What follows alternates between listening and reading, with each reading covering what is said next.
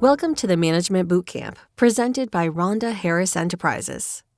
Rhonda Harris is a people, cultural, and organizational development consultant and coach. She's a 25-year veteran of human resources and strategies. This training grew out of her many years of observing and coaching managers through a variety of knowledge gaps. It's our hope that you'll find this training useful in helping you to manage more effectively. So let's get started. This course will be broken down into 2 modules. In this first module, we will focus on managing us as managers before managing them. The second module will take a look at managing up, down, and across. Both sections combined provide a core foundational knowledge base of management skills and information. The training is designed to help managers develop an organizational lens and to be a guide for their actions and decisions. In order to develop an organizational lens, we must examine its 3 parts.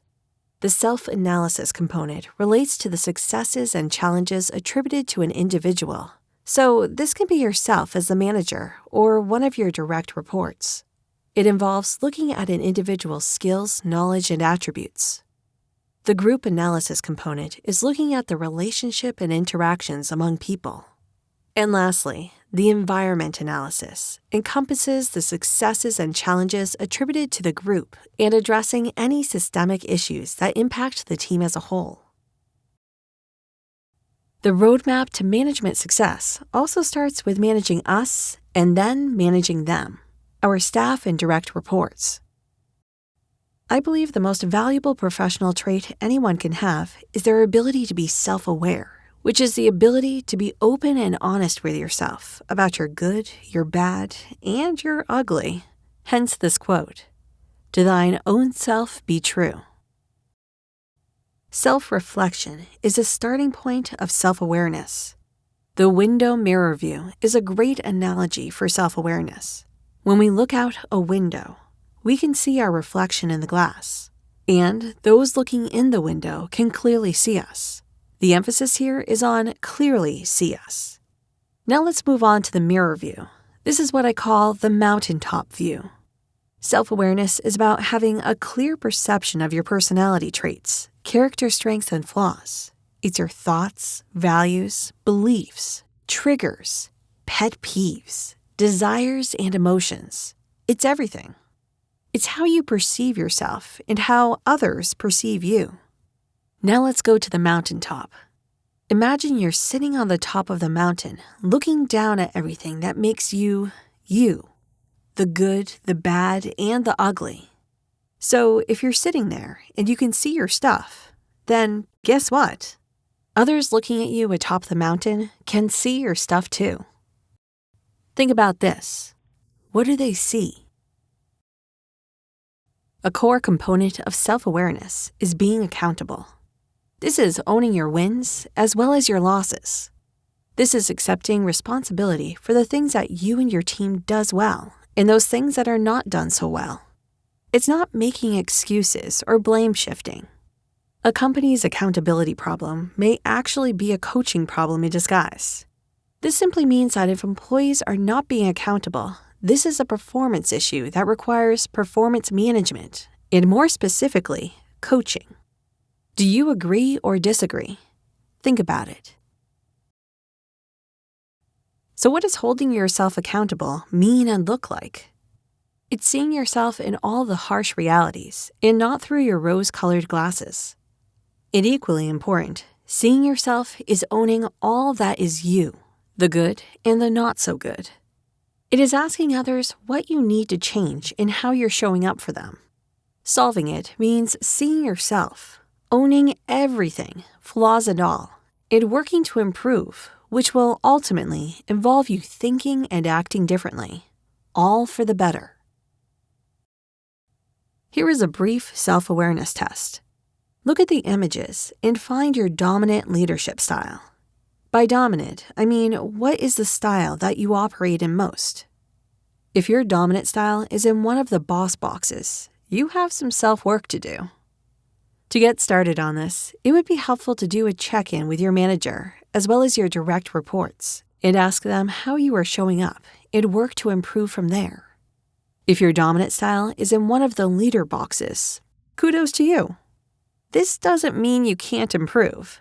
It just means you may have less work to do, but you should also check in with your manager as well as your direct reports and work to improve from there. We'll talk later about CQI, but for now, as managers, we should always be in a state of continuous quality improvement. Now let's look at what employees need from managers so that they can be comfortable and vulnerable enough to be accountable for their actions. Reserving expressing judgments should be the norm. Making judgmental statements with your team that may only refer to one or two people can be very damaging. It will actually make employees less forthcoming and accountable. When speaking with staff, and even if you're probing for information, it is all about how you say something. Giving employees an opportunity to showcase their wins can help ease them into discussing problem areas and getting them comfortable with accountability. With all interactions, remain open to understanding the employee's perspective while being fair and consistent in feedback and messaging. And always leave people with their dignity intact. The goal of accountability is to understand what happened and why, then work toward restoration and repair, not blaming. Let's change gears. We're going to look at the TRACOM social styles and the entrepreneurial style of leadership. By far, I think that TRACOM's social styles is one of the best assessments for workplace behavior. One's social style determines what matters most to them in the workplace and how they go about achieving results. This is huge. The 4 social styles are driving, expressing, amiable, and analytical. Looking at the image, I'll walk you through an example. My dominant style is driving, which means my defaults are telling and controlling. Driving for me serves my needs to be in control, to chart the course and guide the direction of the work I'm doing and responsible for. How I go about achieving results is by essentially being the project manager for every department I oversee to ensure that the work is continually moving forward. In this example, you can clearly understand what my style is and how I prefer to go about delivering results. I say prefer because, as great managers, we have to be able to operate in all styles as the situation dictates. Many leaders struggle with being able to effectively work with folks whose style differs from their own. So to have knowledge and expertise in these style areas will help you work more effectively with others, and others knowing your style will inform them on how to work best with you. Next, let's dig a bit deeper into these individual social styles. The driving style is a style that represents most managers, primarily because they are great at delivering results. They know what they want, have little difficulty conveying their conclusions, use time in a disciplined manner. They are swift and efficient, tend to be impatient. A downside to the style is they can be perceived as harsh, severe, and critical. They are very efficient and decisive, and they seek control through power. Is this you? The expressive style are folks that are warm, approachable, and they love to talk and express. They tend to be imaginative and creative. They make decisions quickly based on feelings and opinions. They focus attention on the future with spontaneity. They are competitive for recognition and involvement in relationships. They generate enthusiasm. Behave in stimulating, exciting, and fun ways. The downside is that they can be seen as flighty, impractical, and overly emotional. They tend to make mistakes and have frequent changes in direction because of their desire to act on opinions, hunches, and intuitions over facts and data. They tend to use time in undisciplined ways. The amiable style folks make the greatest team players. They focus attention on the present and interpret the world on a personal basis. And they get involved in the feelings and relationships between people. They prefer to get things done through people. They love to collaborate. They focus on seeking out the personal motives in the actions of others. They are confused by those who react to information or practicality versus relationships. They have effective social networks. They avoid decisions which involve personal risks and conflicts. They can be undisciplined in their time. For the analytical style folks, data is key. Most finance and accounting staff have analytical as their dominant style. They focus on the past, live life according to facts, trends, principles, processes, and logic. They project an image of being a good planner, organizer, and problem solver. They can appear to lack enthusiasm, appear cold and detached. They tend to be reluctant to declare a point of view. They prefer to let the logic and detail declare the view.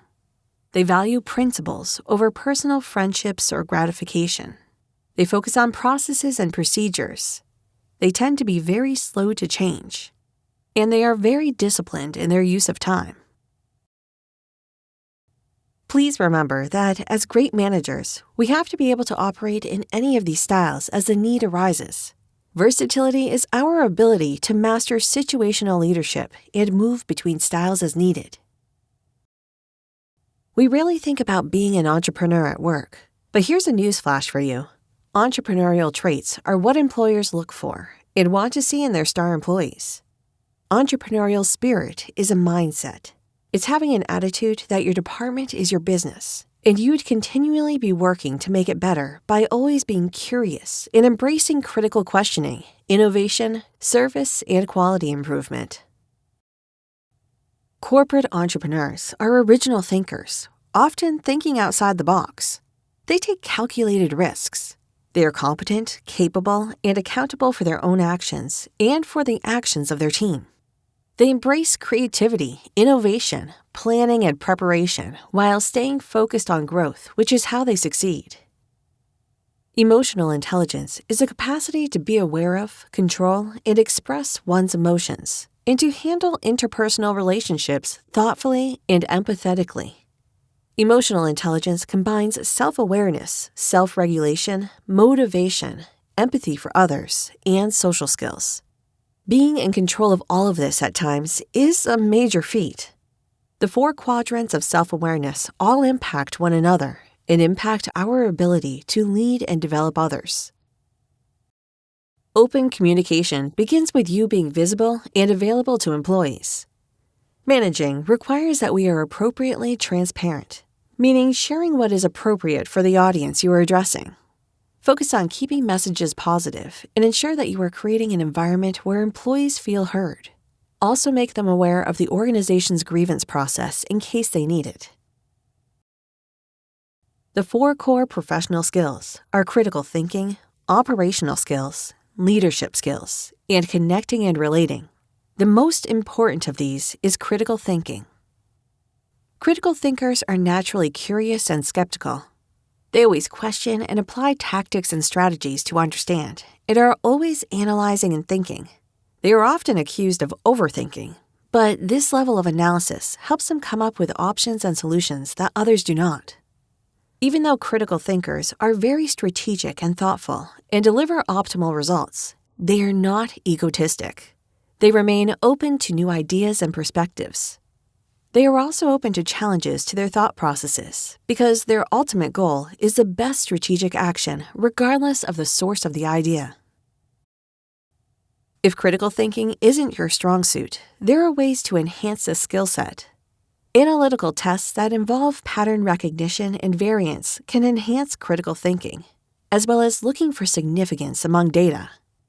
Other types of analysis that enhance critical thinking are divide and conquer, which is taking a problem and chunking it down into smaller parts and solving the problem of the parts, which in totality solves the whole. Root cause analysis work is extremely valuable in order to prevent recurrences. And the 5 whys from 6 Sigma is also great to get to cause and effect. Let's take a look. Pattern recognition is looking at raw data and taking action based on the pattern you see. It involves recognizing variations over time and paying attention to situations that repeat and comparing individual trends to group trends. Let's look at an example. Here we have a monthly calendar for an employee. Let's call her Mary. We see that Mary had a personal day on Monday. She called out sick on a Friday, and she worked overtime on Tuesday. Without having any other information, what patterns can you deduce? One might say that Mary likes long weekends because she was out on a Monday and a Friday. Perhaps Friday is a payday, and employees often call out on paydays. Perhaps Mary called out on Friday to rest up in preparation for working overtime on the following Tuesday. Did you infer these patterns or others? Now let's look at more data to see what patterns we recognize. There is a clear pattern that Mary calls out on Fridays preceding her working overtime. This pattern occurred in June, July, and August. So what would you do now with this information? This data would warrant a performance discussion with Mary about expectations and her capacity. Perhaps she should not work overtime or work as much overtime if she needs to have a day off the week prior. Anything else come to mind for you? Root cause analysis is also commonly known as the fishbone diagram. It looks at various areas that impact a situation, trying to determine the root cause of the problem, as well as ancillary issues which are often uncovered through this process. A fishbone diagram is time-consuming, yet the rewards are massive.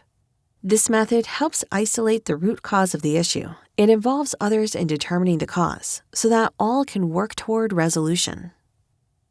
The process is pretty straightforward.